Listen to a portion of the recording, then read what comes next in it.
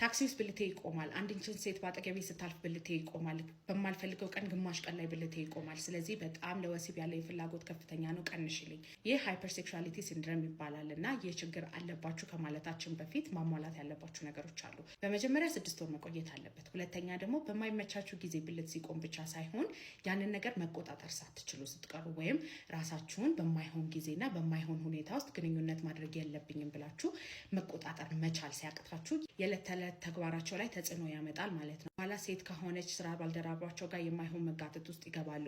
ወደ ሴተኛ አዳሪ መቅጠር ውስጥ ይገባሉ። ከትዳር ውጪ ካሉ ግንኙነቶች ላይ በጣም ይጠመዳሉና ኖርማል ቢሆኑ ኖሮ ላያደርጉ የሚችሉትን ነገር ሲያደርጉ ይገኛል። ስለዚህ ይሄ ችግር ወይም ሌሎች ስንፈተ ወሲቦች አለብኝ ካልክ ታች ባስቀመጥኩት ስልክ ቁጥር ከጠዋት 3 ሰዓት እስከ 12 ሰዓት ድረስ ብቻ በመደወል በአካል ለመምጣት ቀጠሮ ማስያዝ ትችላለህ። ሁል ጊዜ እጠብቅሃለሁ።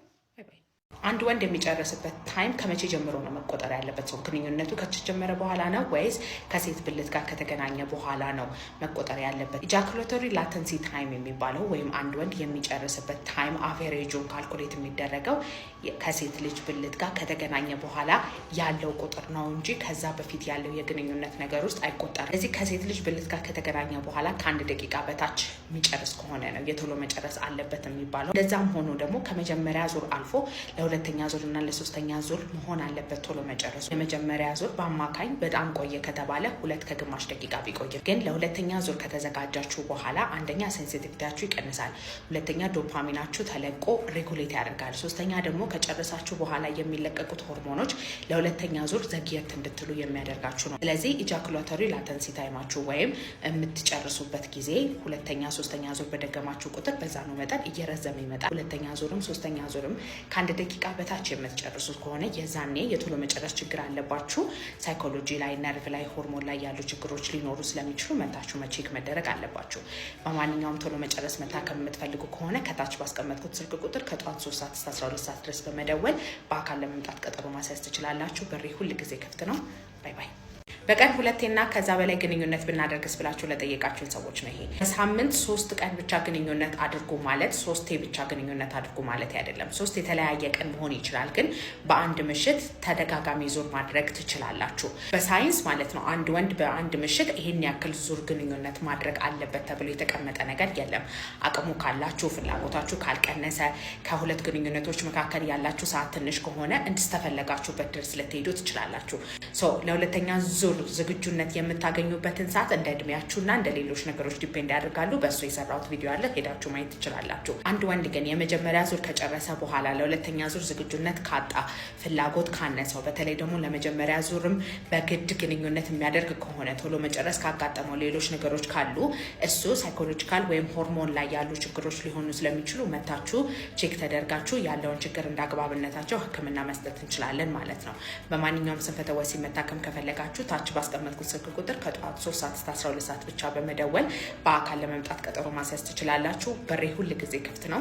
ባይ ባይ። ወንድን ሀብታም ስላልሆነ እንዳታጡት፣ ጊዜ ስለሌለው እንዳታጡት፣ በብዙ አይነት ችግር ውስጥ እያለፈ ስለሆነ እንዳታጡት፣ ስንፈተ ወሲብ ስላለበት እንዳታጡት። በዘመኑ ሴቶች ሲገመገም አንድ ወንድ ሀብታም ከሆነ፣ አልጋ ላይ ጎበዝ ከሆነ እና ሁሉ ነገር ጎበዝ ከሆነ ነው ለሴቶች አፒሊንግ የሚሆነው። ብዙ ጊዜ ኮመንት ውስጥ እንደምትጽፉልኝ እኔ ኪሴ ባዶ ሲሆን ብቻ ነው እንደዚህ አይነት ነገር የሚያጋጥመኝ ትላላችሁ። ጥናቶች እንደሚያሳዩት 60% የሚሆኑት የስንፈተ ወሲብ አይነቶች ስነ ልቦናዊ እንደሆኑና 40% ናቸው በሆርሞን እና በነርቭ ችግሮች የሚመጡት። ስለዚህ የወንዶችን ነገር መረዳት መቻል የሴት የመጀመሪያ ብልሃቷ መሆን አለበት። በስነ ልቦና የሚመጡ የስንፈተ ወሲብ አይነቶች አሉ። እነዚህ የብልት አለመቆም ችግር፣ ቶሎ መጨረስ እና የፍላጎት ማነስ የምንላቸው ናቸው። እነዚህ በሁለት መንገድ ነው። አንደኛ በጣም ስነ ልቦናዊ ጫና ስለሚኖራቸው አልጋ ላይ ዝግጁ ላይሆኑ ይችላሉ። አንደኛ። ሁለተኛ ደግሞ ያ ስነ ልቦናዊ ጫና ለረጅም ጊዜ በቆየ ቁጥር ሆርሞኖችን የማዛባት አይነት ባህሪ ያለው። ቶሎ መጨረሱ በየግንኙነቱ ከሆነ፣ የብልት አለመቆም ችግሩ በየግንኙነቱ ከሆነና የብልት አለመቆም ችግሩ ደግሞ ጧትም የማይቆም ከሆነ እዛኔ አካላዊ የሆኑ ችግሮች ሊኖሩ ስለሚችሉ እነሱ ደግሞ ተመርምረው መታከም አለባቸው። ስንፈተ ወሲቦች በአካላዊ መጡ፣ በስነ ልቦናዊ በሁሉም አቅጣጫ መታከም የሚችሉ ነገሮች ናቸው። ስለዚህ በማንኛውም የስንፈተ ወሲብ አይነቶች መታከም ከፈለጋችሁ ባዮ ላይ ባስቀመጥኩት ስልክ ቁጥር እየደወላችሁ ቀጠሮ ማስያዝ ትችላላችሁ። ሴት በመቀየር ስንፈተ ወሲባችሁን የምታስተካክሉ መስሏችሁ ወደ ሌላ ሴት የምትሄዱ ባለትዳሮች ጸጸት ውስጥ ከመግባታችሁ በፊት ወደ ኋላ ብትመለሱ እመክራለሁ። ሴት መቀየር ለስንፈተ ወሲብ ሕክምና አይሆንም። ብዙ ጊዜና ሰውን የሚመርጥ የስንፈተ ወሲቦች አይነቶች አሉ። የስ ግን እነሱ አይነት ስንፈተ ወሲቦች ደግሞ ስነ ልቦናዊ የሆኑ ነገሮች ናቸው። ሌላ ሴት ጋር መሄድ ሳይሆን ባላችሁ ትዳር ላይ ያለውን ችግር ከስር መሰረቱ ተመካክራችሁ መንቀል ያለባችሁ ነገር ነው። አካላዊ የሆነ የብልት አለመቆም ችግር ካላችሁ ሴትም አይመርጥም፣ ሁኔታም አይመርጥም። ጠዋትም ተኝታችሁ አድራችሁም ቢሆን አይቆምም ማለት ነው። ቶሎ መጨረሳችሁ ደግሞ የመጀመሪያ ዙርም ሁለተኛ ዙርም በምታደርጉት ግንኙነቶች በሙሉ የሚያጋጥም የቶሎ መጨረስ ከሆነ አካላዊ የሆኑ ነገሮች ናቸው ማለት ነው። ስለዚህ ሴት መቀየር ሳይሆን መታችሁ ሆርሞናችሁን፣ ደም ስራችሁን፣ ነርቫችሁን እና ሳይኮሎጂ ያላችሁን ነገሮች በሙሉ ቼክ ተደርጋችሁ መስተካከል ያለበት ነገር ነው። ማንኛውም ስንፈተ ወሲብ መታከም ከፈለጋችሁ ከታች ባስቀመጥኩት ስልክ ቁጥር ከጠዋት 3 ሰዓት እስከ 12 ሰዓት ድረስ ብቻ በመደወል በአካል ለመምጣት ቀጠሮ ማስያዝ ትችላላችሁ። በሬ ሁል ጊዜ ክፍት ነው። ባይ ባይ። ስለ ግንኙነት ነው እንዴ ስፔሻላይዝ ያደረግሽው? አንቺ ስለ ወንዶች ብልት ነው እንዴ ስፔሻላይዝ ያደረግሽው ተብዬ ተጠይቄያለሁ። አዎ ስፔሻላይዝ አድርጌያለሁ። ኔዘርላንድ ከሚገኘው ኢንተርናሽናል ሶሳይቲ ኦፍ ሴክሹዋል ሜዲሲን ከነሱ ዩኒቨርሲቲ ሰርቲፊኬቴን ኦፊሻሊ አግኝቻለሁ ማለት ነው። አዎ ስፔሻላይዝ የሚደረግበት ነገር ነው። አገራችን ብዙ የሚፈቅድ ነገር አይደለም እንጂ አዎ ስፔሻላይዝ የሚደረግበት ነገር ነው። ለ1 አመት እንደገና ደግሞ የአይኤስኤስኤም ሜምበርሺፕን አፕዴት አድርጌያለሁ ማለት ነው። ስንፈተ ወሲብ አሁንም ማለት ነው ሰዎች ሲናገሩት ሊከብድ የሚችል ነገር ነው። የስ አይ ነው፣ ግን ማንኛውም አይነት ነገር በጊዜው እንደዛ ነበረ። መጀመሪያ የአእምሮ ጤና ምናምን ብረን በምናወራበት ጊዜ ዲፕሬሽን፣ ድብርት፣ ጭንቀት ምናምን ሄዶ አንድ ሰው ሳይኪያትሪስት ወይም የስነ ልቦና ሐኪም ማማከር በጣም የሚያሳፍር የሚያሸማቅቅ ነገር ነው። አሁን ግን ቴራፒስቶች እናናግራለን ምናምን ተብሎ በየቦታው ስለ ዲፕሬሽን፣ ስለ አንግዛይቲ የሚወራ ነገር ነው። ኤችአይቪ መጀመሪያ ሲነሳ ሰዎች የሚሸማቀቁበት ኤችአይቪ ሲነሳ ረዝም በይ ምናምን የሚባልበት ነገር ነው። አሁን ግን ሐኪሞቻችንም በትክክል ማስተማር ጀምረናል። ከዛ በኤችአይቪ ያለው ሰው በሙሉ ፖዚቲቭ ነኝ፣ የእድሜ ማራዘሚያ እወስዳለሁና ከኤችአይቪ ከቫይረሱ ጋር አብሬ ነው የምኖረው ተብሎ መናገር የሚያሳቅቅ ደረጃ ላይ የደረስንበት ነገር አይደለም። አለፍን፣ በቃ አያሳቅቅም። ስለዚህ ስንፈተ ወሲብን ራሱ እንደ ድብርትና እንደ ኤችአይቪ ሰምታችሁ እስክትለምዱት ድረስ እኔ አላቆምም። ባይ ዘ ወይ ቢካዝ ህመም ነው።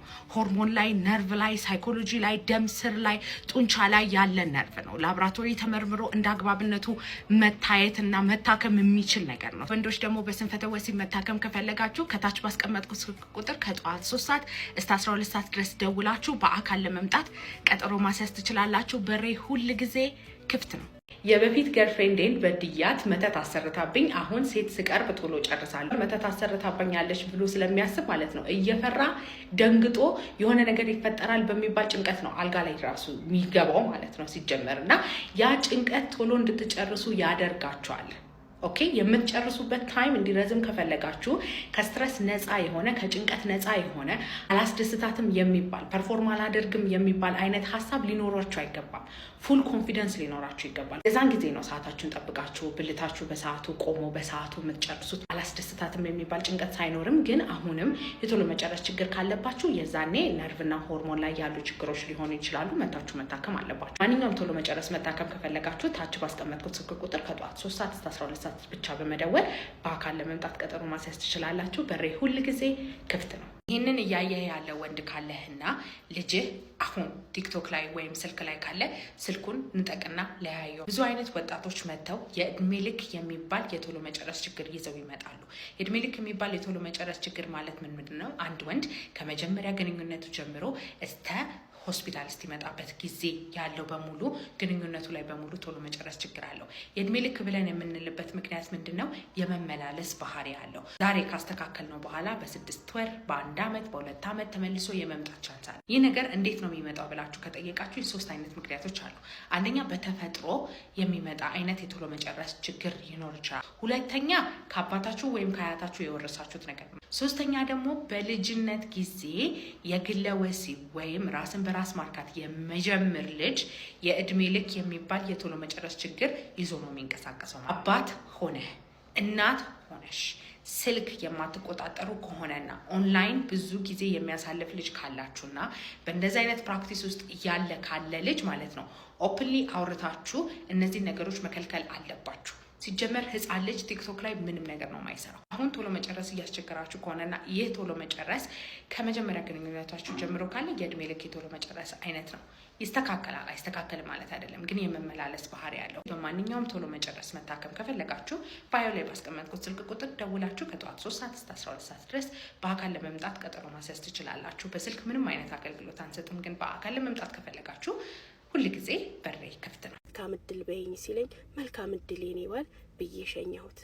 ከወጣ በኋላ ደንዝዤ ፈዝዤ ልጄን እቅፌ ውስጥ ቁጭ አድርጌ ጡቴን አፏ ውስጥ አድርጌ አንዴም ወጥቼ ደጅ ላይ ኡኡ ብዬ መጮህ አማረኝ።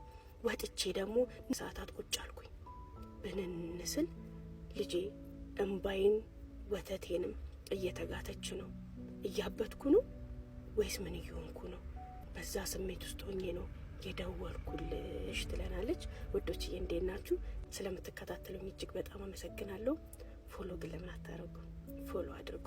እንዲሁም ቤተል ኤጄሞል 1ኛ ፎቅ ሀውለት ጋበሉና ኑ አሪፍ ነገሮችን ታገኛላችሁ። ቀጥታ ወደ ታሪኩ ይሄዳሉ። የደሃ የምስኪን የገበሬ ልጅ ነኝ። ነገር ግን ቤተሰቦቼ ጠንካራ ገበሬና ታማኝ ድሆች ናቸው። ለሰዎች ሟች፣ ለሰዎች ኗሪ፣ ቆፍጣኖች፣ ንጹሆች። ደኩበት ሀገር የገጠር ከተማ በረሃ ላይ ነው። እዛ ስራ ለጉድ ነው። ብዙ ኮንትሮባንድ እቃዎች ይገባሉ፣ ሰልባጅ ልብሶችን ጨምሮ ብዙ ነገር። ከልጅነቴ ጀምሮ ሀገሬ ላይ ተፍ እያልኩኝ ፈጣን ሆኜ ጎበዝ ሆኜ ነው ያደግኩት። 10ዎቹ ቤት ላይ እያለሁኝ ይኸው የዛሬው ባሌ ያኔ እዛ እሱ ከሀገሩ እኛ ሀገር ለስራ መጥቶ ተዋወቀን፣ ተቀራረብን። ቀለል ያለ ደስ የሚል ግንኙነት ነበረን እዛ በነበረበት ወቅት ላይ። እሱ በእድሜ በጣም ይበልጠኛል፣ እኔ ደግሞ በወቅቱ በጣም ልጅ ነበርኩኝ። ቤተሰቦቼ እጅግ በጣም ይተማመኑብኛል። አንደኛ በአምላማዊ ጥንካሬ፣ ሁለተኛ በአስተሳሰቤ፣ ሶስተኛ ደግሞ በእነሱ አስተዳደግ። ብቸኛ ሴት ልጃቸው ነኝ፣ ለዛም ይኮሩብኛል። እንዲሁም ደግሞ የሚያየኝ ሰው የሚያቀኝ ሰው ሁሉ ቤተሰቦቼን ያላወቀ የአረብ ድቅል ነሽ እንዴ ይሉኛል። ከቀለሜ መቅላት፣ ከአይኖቼ ማማር፣ ከከንፈሬ፣ ከአቋሜ፣ ከሁሉ ነገር ቤተሰቦቼም ክር ማንም የተቃወመኛል። ለትንሽ ከባለ ሀብት እስከ ተራው የኔ ቢጤ የሚወደኝ የሚማልልብኝ ጣት ሴት ነበርኩኝ። እኔ ግን ለማንም እጄን አልሰጠውም፣ ለማንም ፊቴን አልሰጠውም። የምደርስበትን አላማ የማስብ ሴት ነበርኩኝና እኔም እዚህ ተቀጥሬ እየሰራሁኝ ከዚህ አመት በፊት የማቀው የዛሬው ባለቤቴ ደወለልኝ። እንዴት ነሽ አለኝ። በጣም 15 ቀን በላይ መኖር አልቻልንም። ለቴ ታምኚኛለሽ? ባለቤቴ ሲመጣ ቅያሪ ልብስ እንኳን አልነበረውም። የለበሰውን ይዞ በጣም በሚያሳዝን ሁኔታ ነበር የተቀላቀልን። 1-2 ሳምንት ከተማውን ከጎበኘ ካየ በኋላ የድሮ ጓደኞቹ ጋር ተደዋውሎ ተገናኝቶ ስራ ለመፈለግ ወደዚህ ወደዛ ለማለት ሲወጣ በዛ ሁኔታ ከማንም ጋር እንዲገናኝ አልፈለኩም ነበር። ልክ የልጅን ያህል ተንከባክቤ ልብሶችን ገዝቼ ትንሽ ወደ ራሱ ወደ መልኩ ወደ ማንነቱ ከተመለሰ በኋላ ወጣ ብሎ ስራዎችን እንዲፈላልግ ነገርኩትኝ። ምክንያቱም ዘንድሮ በእውቀትሽ በችሎታሽ በድሮ ማንነትሽ ሳይሆን ማንም ሰው የሚገምትሽና የሚያይሽ በላይ ባለው ባለባበስሽ ነው። እግዚአብሔር ይመስገን ሁሉ ነገር ተስተካከለና እሱም ወደዚህ ወደዛ እያለ የሹፍርና ስራ ጀመረ። እሱም እየሰራ እኔም እየሰራው ትንሽ ህይወታችን ፈቅ እያለች ደህና እየሆንን መጣን። አብረን መኖር ጀመርን። የማጠቃለልን ያህል ተጠቃለልን። ከ2 አመት በኋላ ግን ጸነስኩኝ። ባላሰብኩት መንገድ ነበረ። በጣም ተደናገጥኩኝ። ለቤተሰቦች እንዴት ነው ይሄንን ማሳውቀው? ሳላገባ ለስንት ነገር ሲጠብቁኝ፣ ለስንት ወግ ማድረግ ሲያስቡኝ እያልኩኝ እጅግ በጣም መጨናነቅ ጀመርኩኝ። እሱ ግን ያጽናናኝ ጀመረ። እያለ ሆዴ እየገፋ ሲመጣ ግን ግዴታ ለቤተሰቦችሽ መናገር አለብን። 2 ነፍስ ነሽ፣ ምን እንደሚፈጠር አይታወቅም። እርግዝና ማለት ከባድ ነገር ነው። ቤተሰቦች ይሄን ማወቅ አለባቸው አለኝ። እኔ ግን በፍጹም አልኩኝ። ቤተሰቦች ይሄን ከሚያውቁ ይሄን ከሚሰሙ እንደዚህ አይነት ውርደትን ከሚሸከሙ ሞቼ በቀር ይሻላል አልኩት። ቢለምነኝ ምን ቢለኝ በፍጹም አልኩት። ድሮ የነበረበት የሀገሬን ሰዎችም ሆነ ሀገሬን ያቅ ስለነበረ አፈላልጎ በራሱ መንገድ ስልካቸውን አግኝቶ 7 ወራት ሲሞላኝ ሆዴ እየገፋ ሲመጣ ስራ ማቆሜ እቤት በነበርኩበት ሰዓት ለወላጆቼ ነገራቸው።